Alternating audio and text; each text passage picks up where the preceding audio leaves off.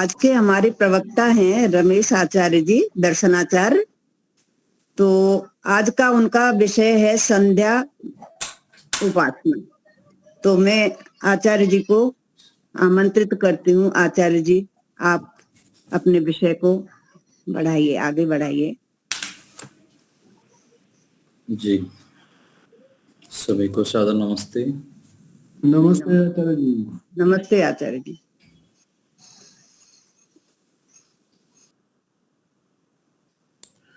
ओम यो भूतं च भव्यं च सर्वं यश्चाधितिष्ठति स्वर्यस्य च केवलं तस्मै ज्येष्ठाय ब्रह्मणे नमः। ओम शांति शांति शांति।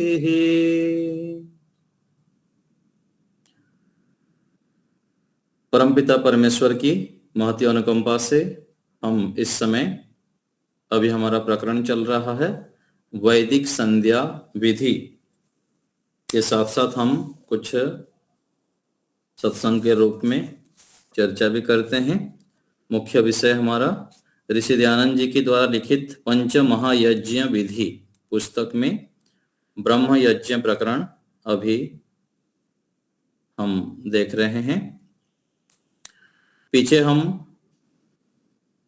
कक्षा में देखे संध्या अर्थात भली भांति ईश्वर में मग्न होना, ईश्वर के गुणों को चिंतन करना। दिन भर व्यवहार में हम सामान्य रूप से ईश्वर को स्मरण रखते हैं, ईश्वर को चिंतन का विषय बनाते हैं। ईश्वर मुझे देख सुन जान रहा है, यह अभ्यास तो दिन भर व्यवहार में करना चाहिए। इसको ईश्वर प्रणिधान कहा गया है। लेकिन संधि वेला में प्रातः और सायंकाल अच्छे प्रकार से ईश्वर के गुणों को चिंतन करना, ईश्वर में मग्न होना, यह है संध्या। प्रारंभ में आचमन मंत्र सन्नो देवी रभिष्टय आपो भवन्तु पीतये संयोरभिस्रवन्तु नः। इस मंत्र में ईश्वर से प्रार्थना की गई है कि हे परमेश्वर, आप हमें अभिष्टि और प्रीति दोनों को दीजिए। अभिष्टि अर्थात इष्ट आनंद प्राप्तये, सांसारिक जो भोग साधन हैं उसे भी हमें प्राप्त कराइए, और प्रीति अर्थात मोक्ष का आनंद, पूर्ण आनंद की प्राप्ति कराइए हमें, यह प्रार्थना है। और अंत में क्या कहा इसमें, संयोरभिस्रवन्तु नः। अभिस्रवन्तु सम सुख की वृष्टि कीजिए चारों ओर से। तो संध्या में जब बैठते हैं तो उस समय क्या स्थिति बनानी है, मानसिक स्थिति, कि चारों ओर से संध्या करते समय हम जब शांत होकर बैठेंगे तो वहां ऐसी मानसिक स्थिति बनाएंगे कि चारों ओर से बारिश हो रही है, अर्थात सुख की वृष्टि हो रही है, मैं उसमें भीग रहा हूं। तो मानसिक स्थिति के आधार पर ही हमारा जीवन बनता है। प्रत्येक मनुष्य के अंदर अपरिमित सामर्थ्य है। हम सुनते हैं, इधर से सुनते हैं, उधर से निकाल देते हैं, लेकिन उसके ऊपर मनन जो व्यक्ति करता है कि क्या वास्तव में नर से नारायण, पुरुष से महापुरुष, मानव से महामानव बना जा सकता है, तो मैं क्या कर रहा हूं, मेरी योगदान कितनी है, और मैं उस दिशा में कितनी पुरुषार्थ कर रहा हूं। सामान्य पुरुषार्थ में मैं अपना संतुष्टि कर देता हूं, और जो मेरा सामर्थ्य है उसका पूरा योगदान मैं कर रहा हूं, उसके लिए कितने तप त्याग मैं कर रहा हूं, यह विचार करना मनुष्य का कर्तव्य है। मनुष्य किसे कहते हैं, मत्वा कार्याणि सेव्यति, मनन करके जो कार्यों को करें। तो ईश्वर ने सबसे उत्तम कृति मनुष्य को दिया है, मनुष्य रूप में, मनुष्य शरीर रूप में हमें मिला है, तो हमें उसका सदुपयोग करना है। क्योंकि सभी शास्त्रों के क्या आज्ञा है हमारे लिए, इह चेत अवेदित अथ सत्यमस्ति नो चेत अवेदिन महति विनष्टि। यदि इसी जीवन में हम ईश्वर को नहीं जानते हैं, ईश्वर प्राप्ति की दिशा में पूर्ण पुरुषार्थ नहीं करते हैं, और दूसरों को भी इस दिशा में नहीं बढ़ाते हैं तो हम बहुत अधिक हानि कर रहे हैं, महान विनाश कर रहे हैं। छोटे छोटे गौण कार्य में, सामान्य कार्य में यदि हम समय की बर्बादी कर देते हैं तो हमारी हानि हो रही है, अंत में पश्चाताप होगी और अगले जीवन में फिर हम क्या लेके जाएंगे। बुद्धिमान तो वही है, जैसे धनवान व्यक्ति धन को संग्रह कर लेता है, सुबह से लेकर शाम तक, चाहे नींद छूट जाए, चाहे भोजन छूट जाए, धन प्राप्ति के लिए वो दिन भर लगा रहता है। आध्यात्मिक व्यक्ति को भी ऐसे ही अच्छी श्रेष्ठ संस्कारों का संग्रह कर लेना है। एक विचार है कि जो व्यक्ति काम करने से थक जाता है वो काम नहीं करता है, वो ढो रहा है अपने काम को। और जो व्यक्ति काम में मजा ढूंढता है, अर्थात काम करने पर उत्साह निरंतर उसका बढ़ता है, वो वास्तविक रूप में काम कर रहा है और वही काम हमको करना चाहिए। तो हम लोग ऐसे काम ढूंढे जिससे हमको उत्साह मिले। घर की काम कर रहे हैं, यदि घर के काम को हम उत्साह पूर्वक करेंगे तो वो वास्तविक रूप में काम है। यदि बोझा मान लेते हैं तो वह फिर हानि हो जाती है, हम समय की बर्बादी, और फिर हम उसको सही रूप से नहीं कर पाते। इसी को जैसे भौतिक क्षेत्र में, व्यवहार में हम कार्य करते हैं, ऐसे ही ईश्वर भक्ति, ईश्वर की उपासना, ईश्वर के आज्ञाओं को पालन करना, इसको यदि हम बोझा मान लेंगे तो फिर जबरदस्ती करना पड़ेगा और लाभ भी नहीं उठा पाएंगे। तो ईश्वर भक्ति भी एक विशेष कार्य है, ईश्वर के पास बैठना, ईश्वर के गुणों को चिंतन करना। यदि हम बढ़ चढ़ करके करेंगे तो वह हमारे लिए उत्साह का कारण बन जाता है और फिर हमें उससे विशेष आनंद आने लग जाता है। लगातार हम फिर आगे से आगे ईश्वर की ओर बढ़ते हैं और ईश्वर की कृपा के पात्र बनते हैं। पीछे आपको बताया था कि ऋषि दयानंद जी की जो पुस्तक है आर्याभिविनय, उस पुस्तक को हमें पढ़ना चाहिए। जो ईश्वर उपासना में विशेष प्रगति करना चाहते हैं, शांति से बैठकर ऋषि दयानंद जी की ईश्वर की प्रति कितनी अगाढ़ भक्ति है उसको समझना चाहिए। और उसको समझने के लिए आर्याभिविनय में जो मंत्र की व्याख्या लिखी है उसको शांति से पढ़ें कि कितनी भक्ति, श्रद्धा और ईश्वर के प्रति समर्पण ऋषि दयानंद जी की है। तो हमको भी इस रूप में महर्षि दयानंद जी से लाभ लेना चाहिए, उनसे हमको सीखना चाहिए। और हम वास्तविक रूप में यदि पुरुषार्थ करेंगे ईमानदारी से तो हमको भी उसकी झलकियां मिलने लग जाएंगे। ऋषियों को जो मिला हुआ है, जैसे ऋषि उपनिषद में वर्णन करते हैं, रसो वै सह रसम अयम लब्ध्वा आनंदी भवति। तो परमात्मा आनंद से परिपूर्ण है और जो साधक परमात्मा के पास बैठते हैं, ईश्वरीय गुणों को धारण करते हैं, उनकी आज्ञाओं को पालन करते हैं, वह भी रस से परिपूर्ण हो जाता है। और मंत्र में भी कहा गया है न ऊनः, परमात्मा आनंद से परिपूर्ण है, रसेन तृप्तः न कुतश्च ऊनः, परमात्मा आनंद से परिपूर्ण है। यदि हम भी ईश्वर की वास्तविक उपासना करेंगे, उनकी आज्ञाओं का पालन करेंगे तो हमारे जीवन में भी लगातार आनंद बढ़ता ही रहेगा, निरंतर हम उत्साह पूर्वक जीते रहेंगे। नहीं तो एकांत में बैठ के जब आत्म मूल्यांकन हम करेंगे तो पश्चाताप होगा।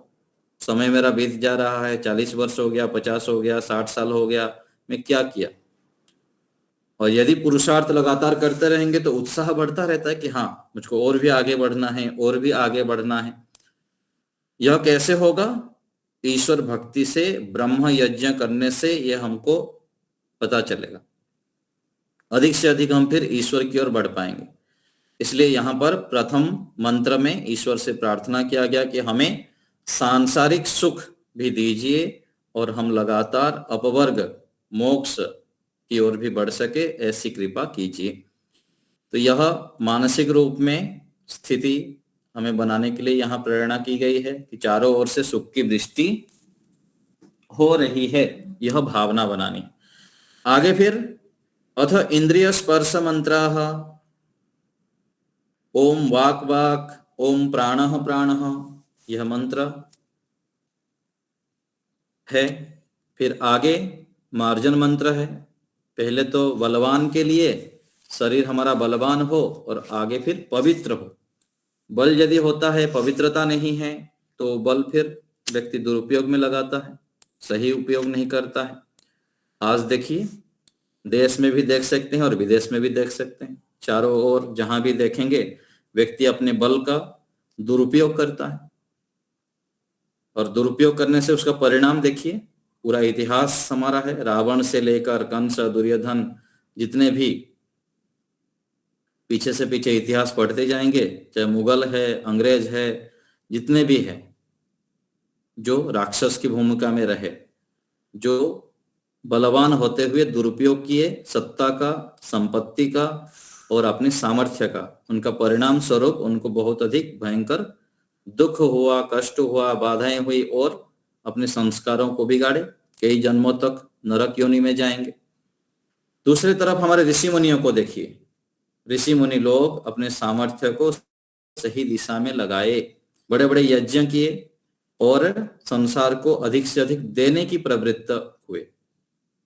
वेद को जब हम पढ़ते हैं और वेद आधारित जो ज्ञान विज्ञान है उसको हम जब पढ़ते हैं और उसको जो सही मार्ग पर लगाए हैं उनको हम देखते हैं, तो उन लोग इसी जीवन में भी बहुत सारे पुण्यों को संचय किए और आगे भी कृतकृत्य होते हुए दुखों से छूट गए।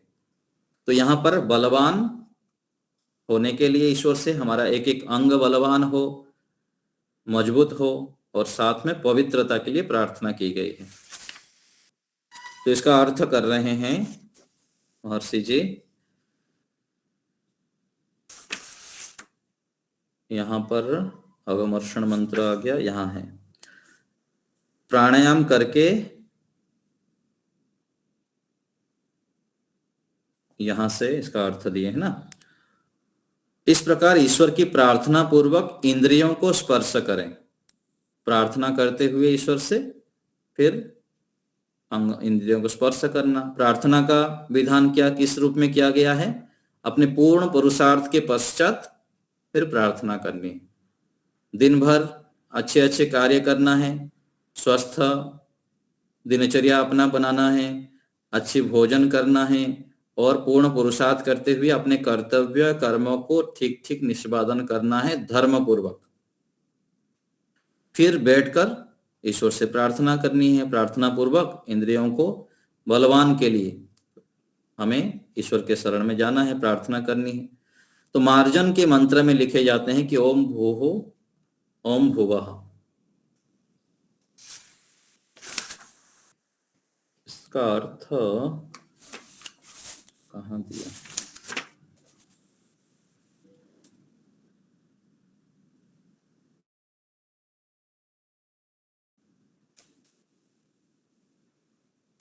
तो ये जो अर्थ है ओम भूः ओम भुवः ओम स्वः, ये दे दिए। इसका अर्थ इस जगह पर आया, अवमर्षण मंत्र दे दिया यहाँ।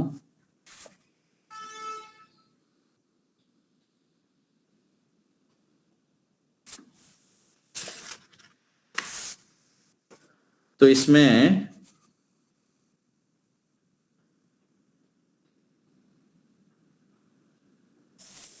अभी मैं देखा था इसको, तो हिंदी अर्थ कहाँ दिया है इसका? अवमर्षण मंत्र आ गया यहाँ पर। ये गायत्री मंत्र के अर्थ के समय जो वर्णन है वहां पर है। भू अर्थात ओम सर्वरक्षक परमात्मा है। भू अर्थात जो परमात्मा जीवन के आधार है, प्राणों से प्रिय है। भुवः दुखहर्ता, स्वः सुखदाता, इस अर्थ में मुख्य रूप से किया जाता है और अलग अलग जगह पर अलग अलग वर्णन भी है। सबसे बड़ा और सबका पूज्य होने से परमेश्वर को महः कहते हैं। तो परमात्मा सबसे बड़ा है और सबके पूज्य है, तो हम भी ऐसे ही माने। व्यवहार में हम जब देखेंगे हमारी जो मानसिक स्थिति है, हमारी जो प्रवृत्ति है, उन प्रवृत्तियों को देखने पर हम ईश्वर को सर्वोपरि और सबसे अधिक पूज्य नहीं मानते। क्योंकि जब हम किसी को पूज्य मानते हैं, सर्वोपरि मानते हैं, उनके सामने हम समर्पित हो जाते हैं, उनसे हम कुछ पाने की इच्छा रखते हैं। हम संसार को और सांसारिक विषयों को, सांसारिक संबंधों को हम पूज्य मानते हैं। जब सत्संग करते हैं, जब कुछ सामान्य धार्मिक स्थिति होती है, आध्यात्मिक स्थिति होती है, तब तो हम ऋषियों को अनुकूल मानते हैं, उनके अनुसार चलते हैं। बाकी समय में हम फिर भूल जाते हैं और उसके परिणाम स्वरूप हमें दुख होता है, बाधाएं होती है, फिर कुसंस्कार आदि हमारे बन जाते हैं। तो ईश्वर को हम सर्वोपरि माने, पूज्य माने, और परमात्मा को जनः कहा गया है सब जगत का उत्पादक होने से। परमेश्वर को जन कहा गया है। और तपः दुष्टों को संतापकारी और ज्ञान स्वरूप होने से ईश्वर को तप कहते हैं। परमात्मा दुष्टों को दंड देते हैं। दंड हमको दिखता नहीं है, इसलिए लोग बोलते हैं ना, ईश्वर कुछ होते ही नहीं, यदि होते तो इतना पाप क्यों होता, और लोग क्यों गलत काम करते हैं, ऐसे लगते हैं। लोगों को दिखता नहीं, ये कुत्ता, बिल्ली, पेड़ पौधे, मछली, जितने भी सब पशु पक्षियां हैं, वो कैसे हुए हैं उनको पता ही नहीं चलता, क्योंकि शास्त्रों को पढ़ते नहीं है, बुद्धि को सात्विक बनाते ही नहीं। तो ये जितने भी संसार में लूला लंगड़े हैं, अंधे हैं, काना हैं, कुष्ठ रोगी है, अलग अलग प्रकार से जितने भी सब योनियां देख रहे हैं ना, पागल खाना है, ये सब क्या है? दंड ही तो है। अभी जो कर रहे हैं उसको अगले जीवन में मिलेगा। किसी को कुत्ता बना देंगे, किसी को गधा बना देंगे, घोड़ा बना देंगे, ये सब भयंकर दंड है। तो ईश्वर दुष्टों को संताप, दंड देने वाले हैं, और ज्ञान स्वरूप होने से ईश्वर को तप कहते हैं। सत्यम अविनाशी होने से परमेश्वर का नाम सत्य है, और व्यापक होने से ब्रह्म नाम परमेश्वर का, अर्थात सब प्रकार परमेश्वर ही के नाम हैं। ये जितने भी भू, भुवः, स्वः आदि है, यह ईश्वर का नाम है।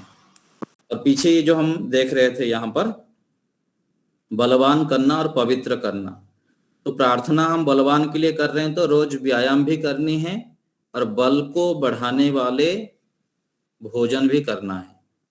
कितने मात्रा में हमको चाहिए, कौन कौन से विटामिन, क्या खाने से शरीर में हम स्वस्थ रह सकते हैं, इसको ठीक ठीक ध्यान रखना पड़ेगा, आयुर्वेद की जानकारी करनी पड़ेगी। प्रार्थना करने से ईश्वर सब कुछ प्रेरणा नहीं कर देंगे। प्रेरणा तो तब करेंगे जब हम उस दिशा में चलते जाएंगे, प्रार्थना भी करते जाएंगे साथ साथ।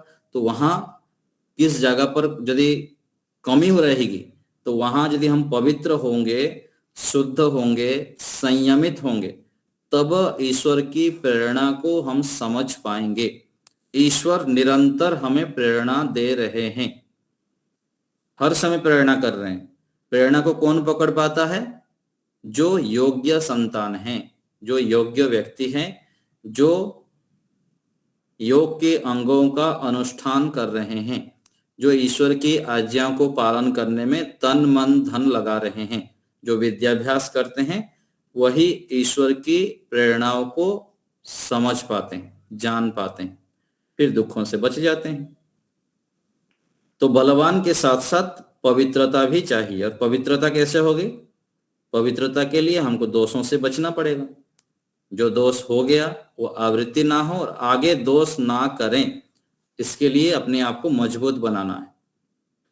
यहाँ हम कोई भी कार्य में जो प्रवृत्त होते हैं, उसके पीछे हमारे अनेक जन्मों की पुरुषार्थ जो है, जो किया हुआ है, अच्छे में अथवा बुरे में। बुरे में भी तो व्यक्ति मेहनत किया हुआ रहता है, बुरे काम को इकट्ठा करते करते, बार बार आवृत्ति करते करते। और अच्छे काम में भी हम बहुत अधिक पुरुषार्थ किए हुए हैं, उसका जो प्रभाव है वो सारा इकट्ठा है। और अभी जो हम कर रहे हैं वो भी सारा इकट्ठा हो रहा है। मन से क्या सोच रहे हैं, वाणी से क्या बोल रहे हैं, कर्मों से क्या क्या क्रियाएं हम कर रहे हैं, कैसे बैठ रहे हैं, कैसे उठ रहे हैं, किस प्रकार से लेन देन कर रहे हैं, ये सारे एक एक इकट्ठा हो रहा है। और इकट्ठा के साथ साथ आगे फिर हम जिस जिस प्रकार से यहाँ पर संगति कर रहे हैं, इन सबके आधार पर हमारी प्रवृत्तियां होती है।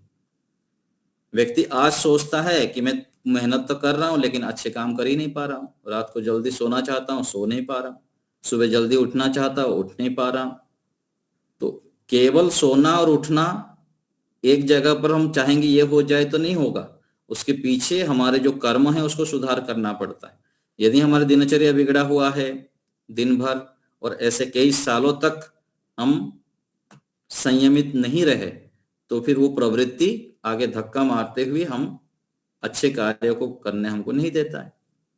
तो एक एक चीजों को सुधारना पड़ता है, खान पान से लेकर, संगति से लेकर, वातावरण है, परिवेश है, जहाँ रहते हैं, जिनके साथ रहते हैं, घर में हमारी जो स्थितियां हैं, घर में जो परिवेश है, वो सब स्थितियां, वातावरण, इन सब के आधार पर फिर हमारी आगे की प्रवृत्तियां होती है। यदि बिगड़ा हुआ है तो उसको सुधारना पड़ेगा, और सुधार मान लीजिए अभी है तो उसको लगातार बनाए रखने के लिए भी पुरुषार्थ करना पड़ता है। तो लौकिक व्यवहार में भी यह ध्यान रखना है, और आध्यात्मिक स्तर पर तो और अधिक। ध्यान की स्थिति में हम अच्छे ध्यान कर रहे हैं, कुछ ईश्वर से जुड़ पाते हैं, मन को एकाग्र कर पाते हैं, तो उसमें आगे से आगे कैसे बढ़ना है, अधिक उन्नत कैसे बनना है, समाधि की स्थिति को कैसे प्राप्त करनी है, और ईश्वर से कैसे अधिक आनंद, ज्ञान, बल प्राप्त करना है, तो ये हमें अभ्यास करना पड़ेगा। जैसे हम यहाँ लौकिक व्यक्तियों से बात करते हैं, कुछ उनसे बातचीत करते हैं, कुछ प्राप्त करना चाहते हैं, कुछ देना चाहते हैं, ऐसे ही ईश्वर के साथ हमारा संबंध हो जाए, पूर्ण विश्वास हो जाए, शंका बिल्कुल ही ना रहे। अभी तो शंकाएं रह जाती है कई बार कि वास्तव में ईश्वर है नहीं है, हमारी इच्छाएं पूरी करते हैं नहीं करते हैं, कितना करते हैं, ये कुछ ना कुछ कहीं ना कहीं 5, 10, 20% रह ही जाता है। साधक व्यक्ति के भी जो लंबे समय तक अच्छे मार्ग पर चल रहे हैं, वैदिक मार्ग पर चल रहे हैं, उनके मन में भी शंकाएं हो जाती, वो भी ना रहे, पूर्ण श्रद्धा विश्वास हो जाए ईश्वर के प्रति। उसके लिए हमें पुरुषार्थ करते रहना चाहिए। तो यहाँ पर संध्या मंत्र में हम बलवान, बाद में फिर पवित्रता के लिए प्रार्थना करते हुए आगे प्राणायाम मंत्र है भूः भुवः स्वः, ये हम देख लिए।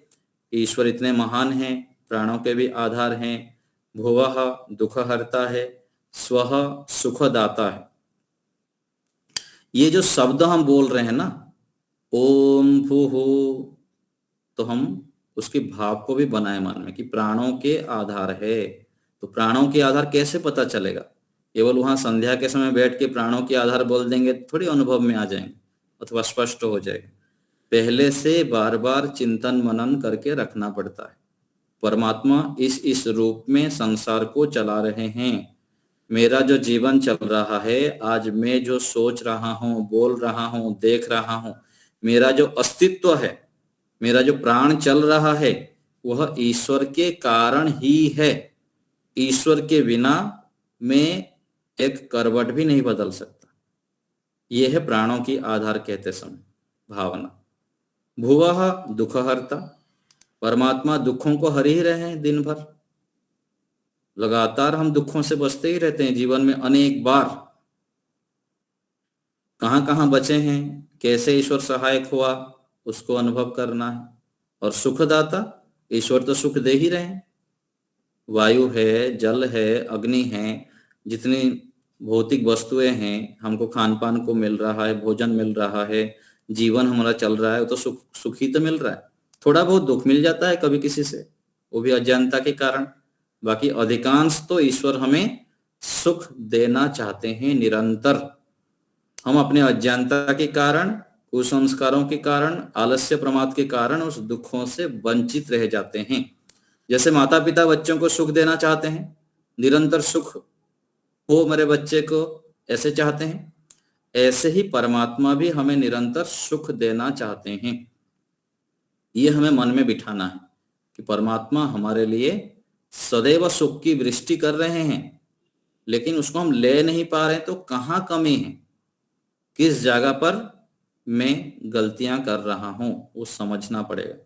और समझ के फिर जब उसको, उस छिद्र को हम बंद कर देते हैं, फिर आनंदित हो जाते हैं। तो ये स्वः है। महः, परमात्मा महान है। जनः, संसार को बनाते हैं। तपः का हम देख लिए, दुष्टों को दंड देते हैं, ज्ञान स्वरूप हैं, और सत्यम जो परमात्मा अविनाशी है। तो प्राणायाम भी प्रत्येक दिन करें और उसमें भी लगातार उन्नति की ओर बढ़े। प्राणायाम करते समय जब हम बाह्य प्राणायाम करते हैं, कोई भी प्राणायाम जो करते हैं, तो उसमें विधि ठीक हो हमारा, और विधि के साथ साथ टाइमिंग भी ठीक हो। समय, जैसे बाह्य प्राणायाम के विषय में आपको संकेत किया जाता है बार बार।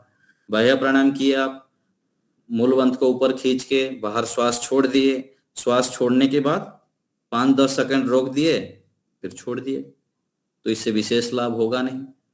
30 सेकंड करना है, 40 सेकंड, 50 सेकंड, 1 मिनट, धीरे धीरे करके बढ़ाएंगे जब, तब प्राणायाम का जो लाभ है हमें मिलेगा। लगातार हमारी अशुद्धि नष्ट होंगे, अशुद्धि दूर होंगे, और शुद्धता हमारे अंदर बढ़ता ही जाएगा, ज्ञान का प्रकाश होता ही रहेगा। तो यहाँ पर थोड़ा बता दिया गया है प्राणायाम की विधि। इस प्रकार प्राणायाम करके, अर्थात भीतर के वायु को बल से नासिका के द्वारा बाहर फेंक के, यथाशक्ति बाहर ही रोक के, पुनः धीरे धीरे भीतर लेके, पुनः बल से बाहर फेंक के रोकने से मन और आत्मा को स्थिर करके, आत्मा के बीच में जो अंतर्यामी रूप से ज्ञान और आनंद स्वरूप व्यापक परमेश्वर है, शब्दों को देखिए, ऋषि दयानंद जी के शब्द है ये। बहुत गहराई से ऋषियों का शब्द को समझने का प्रयास करना चाहिए। तो बल से बाहर फेंक के रोकने से मन और आत्मा स्थिर होता है, मन की अशुद्धता नष्ट हो जाते हैं, इंद्रियां शांत हो जाता है, और आत्मा स्थिर, चंचलता हट जाती है। फिर आत्मा के बीच में, आत्मा स्थूल है, परमात्मा सूक्ष्म है, तो परमात्मा हमारे अंदर बाहर पूर्ण रूप से विद्यमान है। तो आत्मा के बीच में जो अंतर्यामी रूप से परमात्मा, परमात्मा कैसे है? ज्ञान और आनंद स्वरूप, ये दो मुख्य गुण हैं परमात्मा के। बाकी सब गुण तो है, लेकिन परमात्मा से ये दो प्राप्त करने का प्रयास करना चाहिए। और सबसे महत्वपूर्ण क्या है? ज्ञान।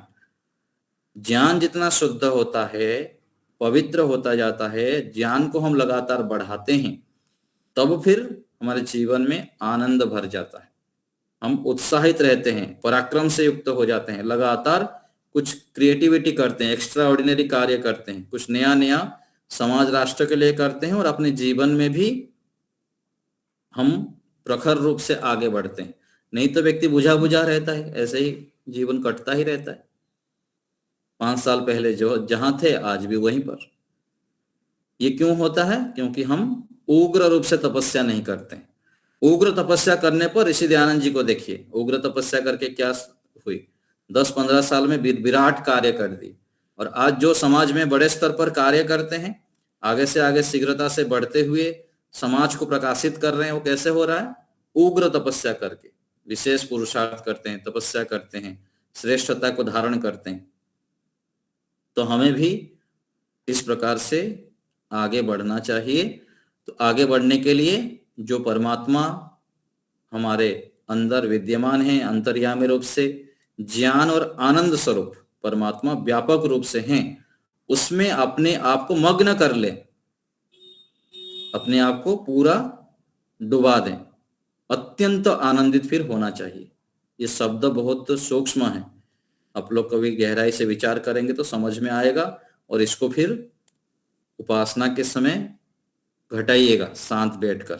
कैसे करना है ये भी बता रहे हैं ऋषि। देखिए, जैसे गोताखोर जल में डुबकी मार के, गोताखोर जल में डुबकी मार के शुद्ध होके बाहर आता है, वैसे ही सब जीव लोग अपने आत्माओं को शुद्ध ज्ञान और आनंद स्वरूप व्यापक परमेश्वर में मग्न करके नित्य शुद्ध करें अपने आप को।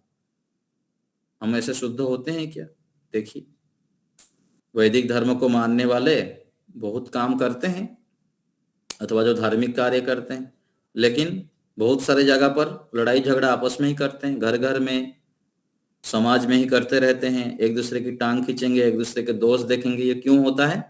क्योंकि ये नहीं करते हैं। परमात्मा की गोदी में बैठकर जो शुद्ध हो जाएगा, वो अशुद्ध कार्य क्यों करेगा? दूसरे के दोष क्यों देखेगा? तो जितने आज वैदिक धर्म में हैं, जो हिंदू संप्रदाय को मानते हैं अथवा जो धार्मिक व्यक्ति हैं, उन लोग आपस में झगड़ा लड़ाई करते हैं, इसलिए विधर्मी लोग आगे बढ़ जाते हैं। उन लोग एकजुट होकर जो गलत चीजें हैं, धर्म से विरुद्ध कार्य है, उनको बढ़ावा देते हैं। तो हमें इससे सीखना है, स्वयं भी ईश्वर में डूबना है, अपने आप को नित्य शुद्ध करना है और यथा सामर्थ्य दूसरे को भी सिखाना है कि ईश्वर का ध्यान करिए, ईश्वर के सानिध्य में बैठें, ओम का जप करें, गायत्री का जप करें, रोज अग्निहोत्र करें, श्रेष्ठ वेदों का ज्ञान प्राप्त करें, सत्संग करें। ये सिखाना पड़ेगा, छोटे बालक से लेकर घर में, परिवार में, आसपास में, जितना हमको जो प्राप्त हुआ है वो दूसरे को भी बताना है। उससे फिर हम और भी आगे बढ़ेंगे और भी हम जो है पुण्य को संचय करेंगे, और जितना पुण्य संचय होगा उतना फिर शीघ्रता से हम ईश्वर की ओर और भी बढ़ पाएंगे, ईश्वर की कृपा के पात्र बनेंगे। तो ये उपासना के समय एक विशेष कार्य यहाँ बता दिया गया कि जैसे गोताखोर जल में डुबकी मार के शुद्ध होके बाहर निकलता है, स्नान करने पर जैसे हम शुद्ध हो जाते हैं, ऐसे ही उपासना के समय भी अपने मानसिक स्थिति को बनाना है कि मैं ईश्वर की अंदर डूब रहा हूं। फिर निकलने के बाद शांत रहना है, मौन रहना है, गंभीर रहना है, ना कि उपासना से उठ गए, पिंडा छूटा बोलते हैं ना, धड़ाम से आसन ये करके फिर अपने हल्ला गुल्ला करके फिर चंचलता हो जाती है। ये क्या उपासना की आप? उपासना से उठते हैं तो कम से कम आधा एक घंटे तक शांत रहना है, मौन रहना है, गंभीर रहना है, उसी स्थिति को बनाने जितना समय हो बना के रखना है। तब तो फिर पता चलेगा कि आप ठीक से उपासना की, और उसका फिर दूसरे के ऊपर प्रभाव पड़ेगा, घर परिवार के ऊपर, कि हाँ वास्तविक ध्यान कर रहे हैं, यज्ञ कर रहे हैं, सत्संग कर रहे हैं। यदि कोई परिवर्तन हमारे अंदर नहीं होगा तो घर के लोग बोलेंगे माता जी तो कर रही है, इन लोग सब कर रहे हैं, कुछ लाभ ही नहीं, अरे समाज जा रहे हैं हर सप्ताह, कोई परिवर्तन तो दिखता ही नहीं। तो हमें इस रूप में अपने आप को बदलना होगा। एक एक व्यक्ति जब करेंगे, दूसरे उनसे प्रेरणा लेके आगे बढ़ते हैं। तो आगे है अघमर्षण मंत्राः अथ अघमर्षण मंत्राः। तो ओम ऋतं सत्यम च विद्धात् तपसोऽध्यजायत, ये 3 मंत्र है, इसको अघमर्षण मंत्र कहते हैं। 3 मंत्र है इसलिए बहुवचन में मंत्राः पढ़ दिया गया। अघमर्षण अर्थात हे ईश्वर तू जगत उत्पादक है। अघ अर्थात पाप को कहते हैं, मर्षण नष्ट कर देना। तो इस मंत्रों से, मंत्र के माध्यम से, इन मंत्रों से जब हम ईश्वर को सर्वोपरि मानते हैं, उनको समर्पित हो जाते हैं, तो उनसे डर के फिर पाप नहीं करते हैं। क्योंकि व्यक्ति पाप से कब डरता है? या तो ईश्वर को डरे या बड़ों को, सरकार को डरे, तो पाप से बचेगा। यदि सरकार का कुछ नियम ना हो तो व्यक्ति देखिए कितनी अनर्थ कर दें, बहुत कुछ संसार की हानि पहुंचा दे। तो हे ईश्वर तू जगत उत्पादक है इत्यादि स्तुति करके पाप से दूर रहने के उपदेश के मंत्र लिखते हैं। इनका अर्थ यह है कि हे परमेश्वर आप धाता हैं, सब जगत का धारण और पोषण करने वाले हैं। परमात्मा कैसे हैं? संसार को धारण कर रहे हैं, संसार का पालन कर रहे हैं। ईश्वर यदि ना हो, ईश्वर की व्यवस्था ना हो, तो हमको भोजन कहाँ से मिले? हम तो अन्न मान लीजिए छिड़क दिए खेत में, फिर उससे आगे बढ़ना और अलग अलग प्रकार से जो व्यवस्थाएं हैं, रात होना, सुबह होना, चंद्रमा है, पूर्णिमा, अमावस्या, और कितने प्रकार से वर्षा, शीत आदि आदि जो व्यवस्था है, ये सब ना होने से संसार का पोषण भी नहीं हो सकता है। सबको बस में करने वाले परमेश्वर, तो ईश्वर के बस में सभी लोग हैं। कोई अपने मनमर्जी यहाँ नहीं कर सकता है। चाहे राजा बन जाए, मंत्री बन जाए, राष्ट्रपति बन जाए, कुछ भी हो जाए, सब भगवान के बस में ही है। सबको दंडा पिटाई लगेगी खूब, कोई गड़बड़ी यदि किएगा, अपने यदि सामर्थ्य का दुरुपयोग किए, अपने अधिकार का दुरुपयोग किए, तो पूरा पाई पाई दंड मिलेगा। माता पिता अपना कर्तव्य पालन नहीं करेंगे तो उनको भी दंड मिलेगा। कोई अधिकारी व्यक्ति है जो जो जिम्मेदारी मिला हुआ है, यदि वो अपना ठीक ठीक अपने नियमों को पालन नहीं करता तो उसको भी दंड मिलेगा। क्योंकि सबकी राजा, सबसे बड़ा परमात्मा हर समय हमें देख रहे हैं, अपने उनके खाते में एंट्री हो रहा है।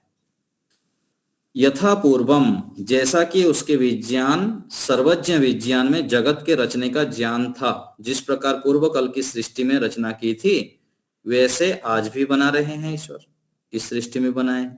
जैसे जीवों के पाप पुण्य थे उनके अनुसार ईश्वर ने मनुष्य आदि प्राणियों के देह बनाए हैं। तो पीछे जैसे कर्म करने से दंड मिलता था, अच्छे कार्य करने पर पुण्य मिलता था पीछे सृष्टि में, अभी भी ऐसा ही है।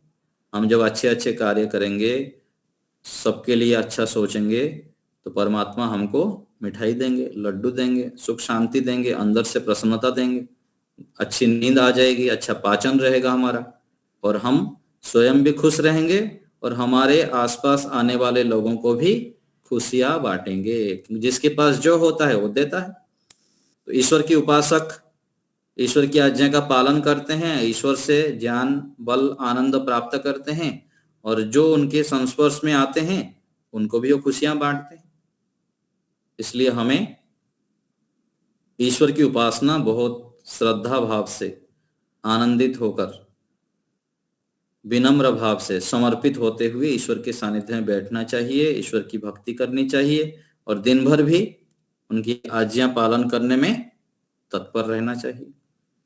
सूर्य चंद्रमसो, जैसे पूर्व कल्प में सूर्य चंद्र लोग रचे थे वैसे ही इस कल्प में भी रचे हैं ईश्वर ने। और जैसा पूर्व सृष्टि में सूर्य आदि लोकों का प्रकाश रचा था वैसा ही इस कल्प में भी रचे हैं। पृथ्वी, जैसे भूमि पृथ्वी सब बनाए थे, अंतरिक्ष, सूर्य लोक, और स्वह अर्थात जितने आकाश के बीच में लोक हैं, अकल्पयत, ईश्वर ने रचा है। जैसे अनादिकाल से लोक लोकांतर को जगदीश्वर बनाया करता है वैसे ही अब भी बनाए हैं और आगे भी बनाएगा, क्योंकि ईश्वर का ज्ञान विपरीत कभी नहीं होता, किंतु पूर्ण और अनंत होने से सर्वदा एक रस ही रहता है। उसमें वृद्धि, क्षय, उल्टापन कभी नहीं होता। इसी कारण से यथा पूर्वम अकल्पयत इस पद का ग्रहण किया है। तो परमात्मा के संविधान को यहाँ पर बताया गया कि समझें हम, परमात्मा इतना महान है, उनसे डरें। आगे दूसरे मंत्र का अर्थ किए हैं, विश्वतः विश्वस्य मिषतः, उसी ईश्वर ने सहज स्वभाव से जगत के रात्रि दिवस घटिका पल क्षण आदि को जैसे पूर्व थे वैसे ही रचे हैं।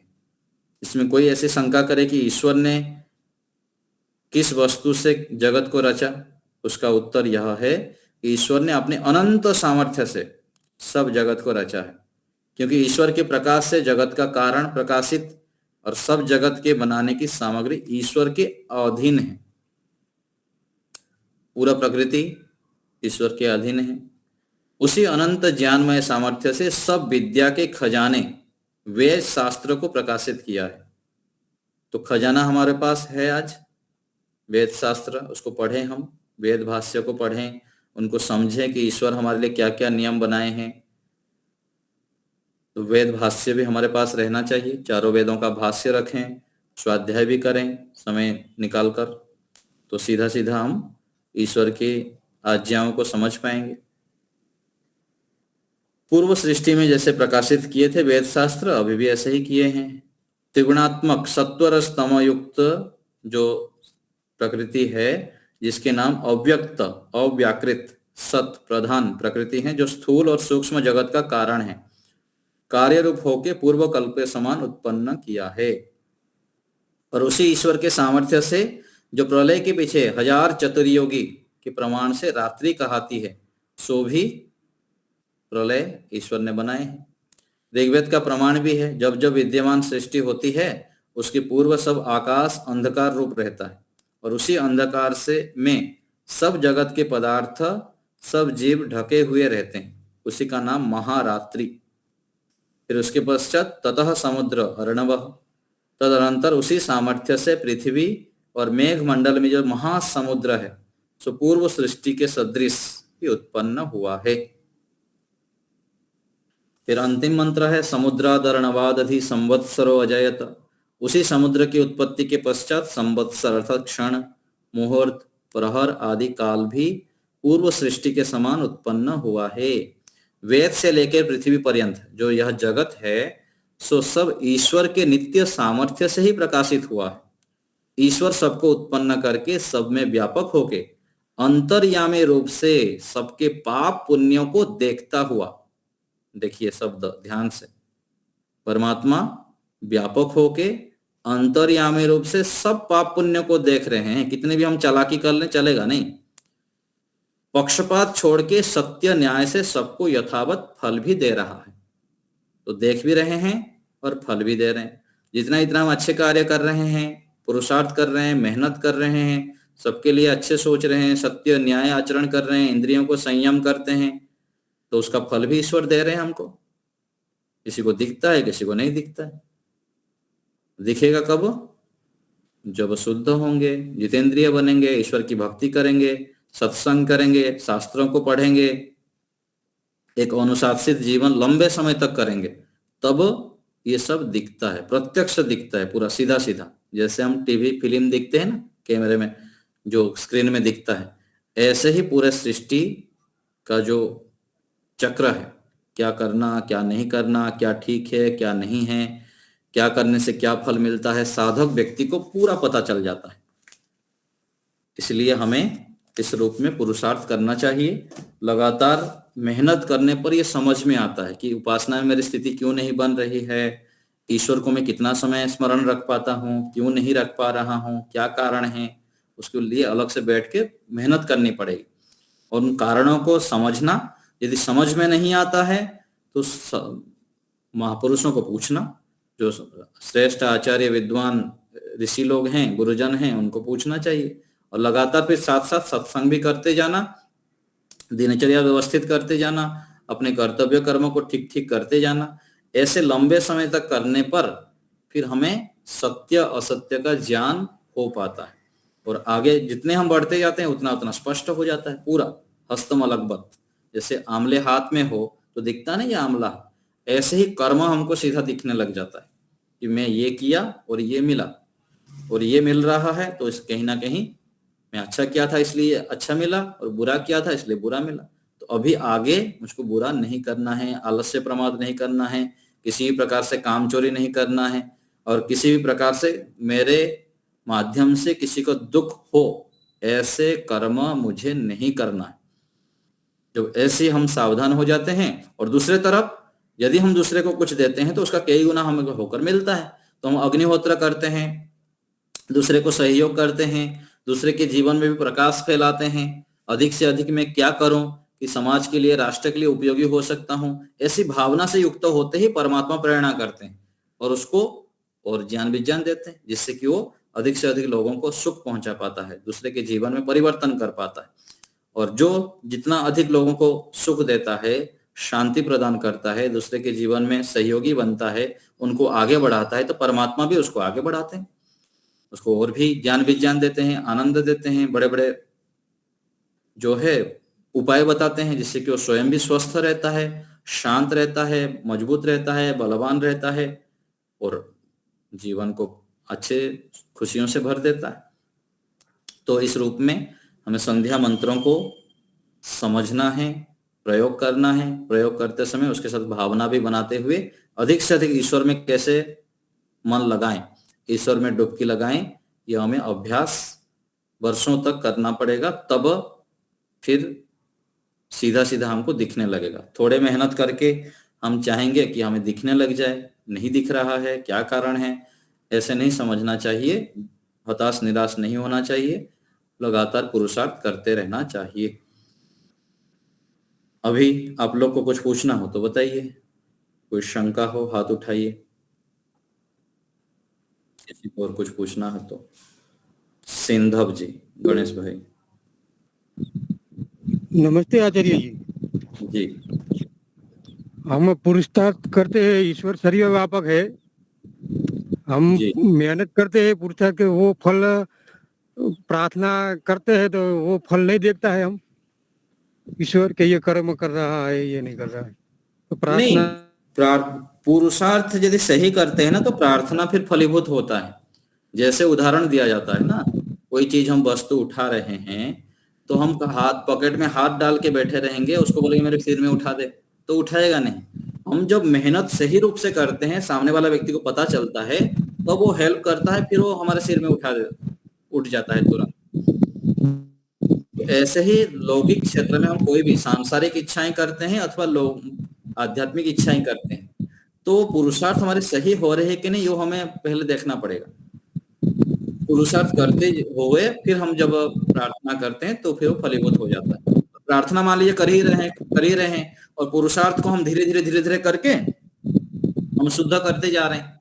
जहां जहां कमी है उसको देख के जब हम ठीक कर लेते हैं तो प्रार्थना उसमें जुड़ के ईश्वर की प्रेरणा जुड़ जाता है साथ में, फिर हम तुरंत से उसमें पास हो जाते हैं, उसको हमको हमें प्राप्त हो जाता है। जी जी, धन्यवाद गुरु जी। ठीक है, पुष्पा माता जी माइक ऑन करिए, आपका माइक आपका खोलिए। शशि माता जी एक मिनट, ओम ऋतंचा सतंचा भीधा, इसके अर्थ दोबारा कर। रितम तो ये बता दिए ना, रितम, एक मिनट, यहाँ पर जो ऋषि अंत किए हैं ओम ऋतंचा तंचा।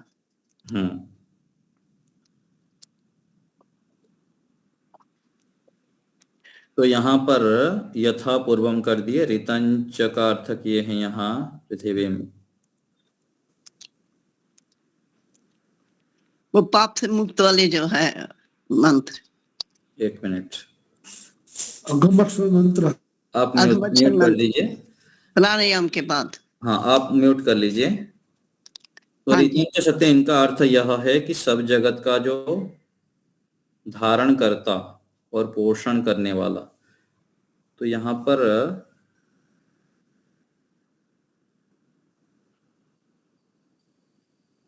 रितंच सत्यम का अर्थ तो सीधा सीधा यहाँ पर ऋषि दयानंद जी नहीं किए हैं। रितम अर्थात वेद ज्ञान किया जाता है, और सत्यम जो परमात्मा है, यहाँ अंतिम में किए क्या,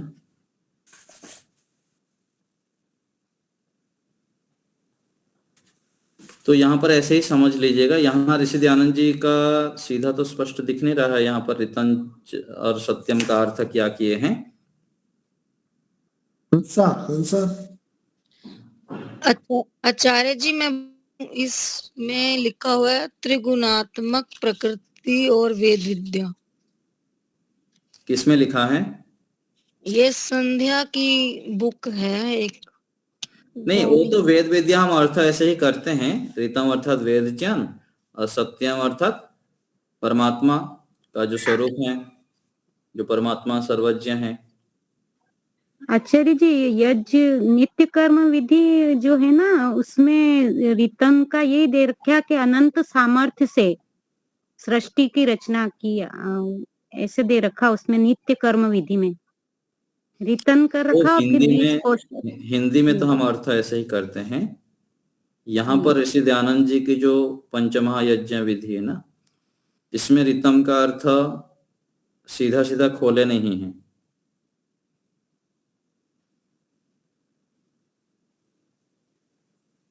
ठीक है ना। यथापूर्वम का अर्थ हो गया, धाता कर दिए। दिवम का अर्थ लेते हैं, रितम अर्थात वेद ज्ञान, और सत्यम अर्थात जो परमात्मा सत्य स्वरूप हैं, इस रूप में हम इसको समझते हैं यहाँ पर। ठीक है, आगे बताइए। शशि माता जी क्या पूछ रहे थे आप? आचार्य जी, इसमें लिखा है ये पढ़ने पढ़ाने वालों के लिए नियम है। रितम च यथार्थ आचरण से पढ़े और पढ़ावे। सत्यम का है अलग सदाचार से सत्य विद्याओं को पढ़े और पढ़ावे। ये सारे भाष्यकार अर्थ किए हैं, अपनी ओर से सब इसका अर्थ निकाले हैं। ऋषि दयानंद जी का जो ग्रंथ है ना, यहाँ पर सीधा सीधा इसका अर्थ यहाँ खोला नहीं है। ठीक है, हम तो कर ही दिए अर्थ। चलिए शशि माता जी।